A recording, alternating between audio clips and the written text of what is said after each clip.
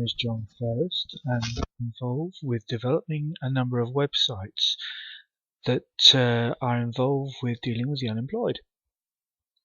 Now, unemployment information is extremely useful, knowing the benefit figures, knowing the likely income within given areas, and knowing what the market conditions are like. Does your business need information about areas of the UK of unemployment and employment data? Does it need to be able to compare or contrast the information to make key decisions?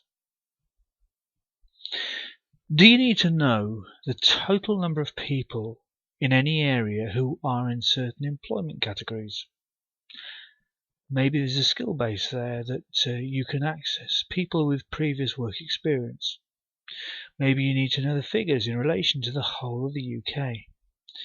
Maybe the percentage in the area with a certain skill level. How the history of figures have changed in recent times. Would you benefit from seeing info?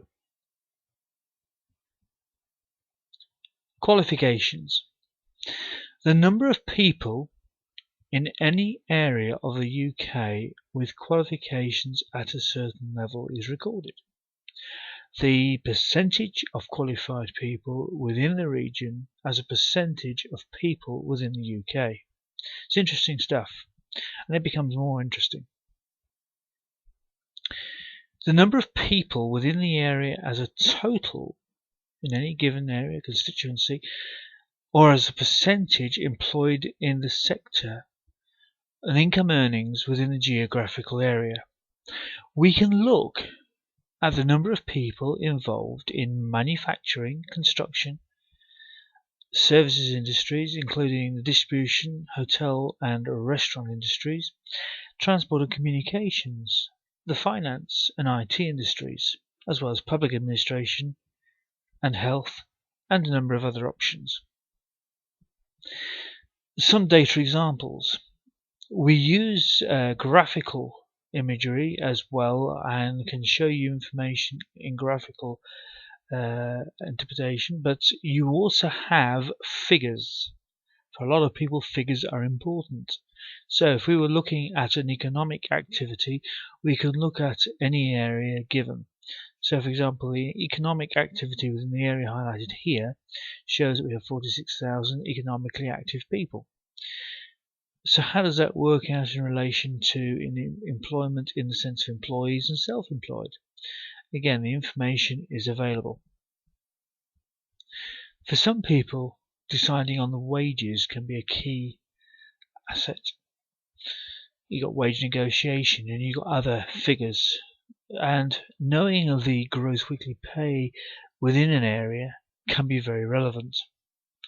So can the likely hourly pay of both male and female workers. Now we can also look at part-time work as well. One of the other key factors could be the number of people unemployed. And here we have the areas of Oxford and Cambridge, and we can look at the numbers that are actually on JSA, Job Seekers Allowance. Now this is particularly relevant because Oxford is regarded as a relatively affluent area, and Birmingham is regarded as one of those areas of higher unemployment. And we can straight away see that NEETs, which is the